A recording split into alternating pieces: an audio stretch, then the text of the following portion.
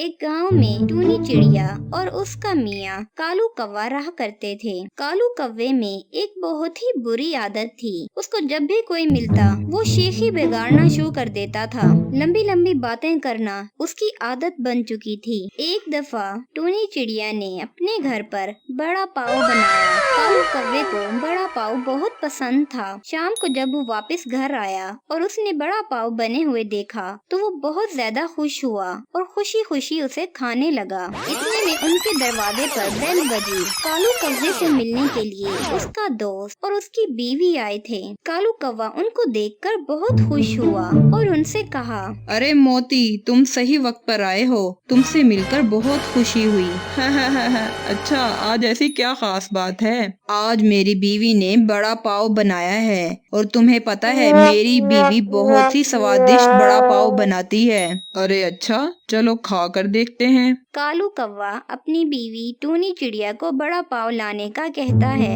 اس کی بیوی جلدی سے بڑا پاؤ لا کر دونوں مہمانوں کے سامنے پیش کر دیتی ہے۔ جیسے ہی کالو کوے کا دوست بڑا پاؤ کھاتا ہے، ارے واہ، یہ تو بہت ہی سوادشٹ ہے۔ تم نے تو بالکل ٹھیک کہا تھا، میں تو بالکل ٹھیک وقت پر آیا ہوں۔ ایسا بڑا پاؤ تو میں نے کبھی نہیں کھایا۔ بالکل ٹھیک کہہ رہے ہو، میری بیوی بہت اچھا بناتی ہے۔ پورے گاؤں میں کوئی بھی میری بیوی جیسا بڑا پاؤ نہیں بنا سکتا۔ ارے اچھا، ایسی بات ہے تو تم گاؤں میں ایک دکان کیوں نہیں کھول لیتے؟ اس طرح سے تم خوب پیسہ کماؤ گے۔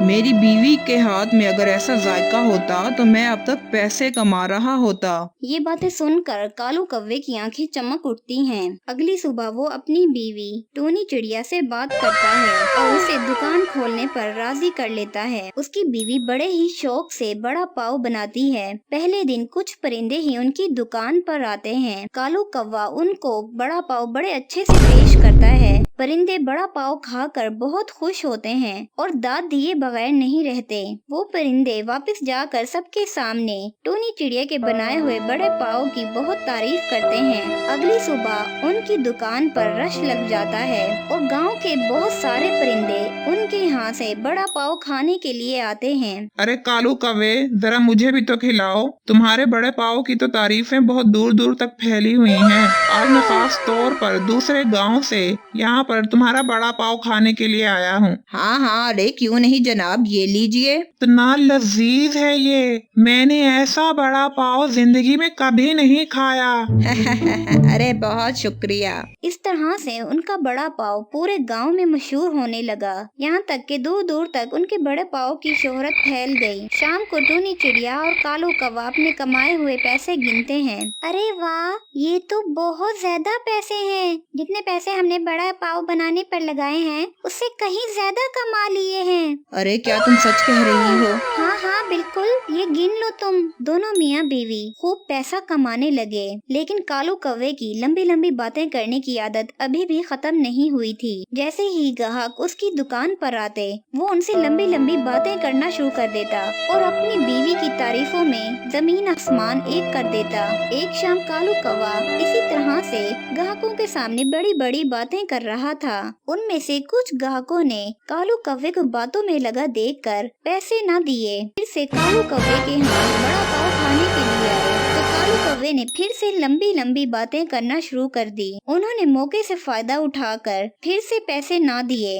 ان پرندوں کو کالو کوے کی اس کمزوری کے بارے میں پتہ چل گیا تھا۔ انہوں نے کالو کوے کی یہ کمزوری باقی پرندوں میں بھی پھیلا دی۔ اس طرح سے ہر روز وہ پرندے جب بڑا پاؤ کھانے کے لیے آتے تو وہ فوراً سے کالو کوے کے پاس جاتے اور اس کے بڑا پاؤ کی بہت تعریفیں کرتے۔ کالو کوا خوش ہو کر ان کے سامنے پھر سے اپنی بیوی کی تعریفیں کرنے لگتا اور پھر وہ آنکھ بچا کر وہاں سے نکل جاتے۔ شام کو جب ٹونی چڑیا اور کالو کوا پیسے گننے بیٹھتے تو پیسے کافی کم تھے۔ ٹونی چڑیا نے اپنی پریشانی کا اظہار کیا۔ اس طرح سے ان کے کاروبار میں کافی نقصان ہونے لگا۔ ٹونی چڑیا کالو کوے پہ کافی ناراض ہوئی۔ ارے یہ آپ کیا کر رہی ہیں؟ اتنی مشکل سے ہم نے اپنی دکان کھولی، تمہاری ایک عادت کی وجہ سے ہم اتنا نقصان اٹھا رہے ہیں۔ کالو کوا कौआ भी अपनी इस आदत की वजह से काफी शर्मिंदा हुआ और उसने टूनी चिड़िया से आइंदा ख्याल रखने का कहा। कौवे के पास आए तो कालू कौवे ने इनसे कोई बात नहीं की और फौरन से उन्हें पैसे देने का कहा। परिंदे ये देखकर थोड़ा हैरान हुए। कालू कौवे ने उनसे कहा कि मैं तुम्हारी मकारी समझ चुका हूँ, अब तुम पैसे दिए बगैर यहाँ से कुछ नहीं खाओगे, और उनको वहाँ से निकल जाने का कहा। इस तरह से वो फिर से खूब पैसा कमाने लगे और हंसी खुशी जिंदगी गुजारने लगे।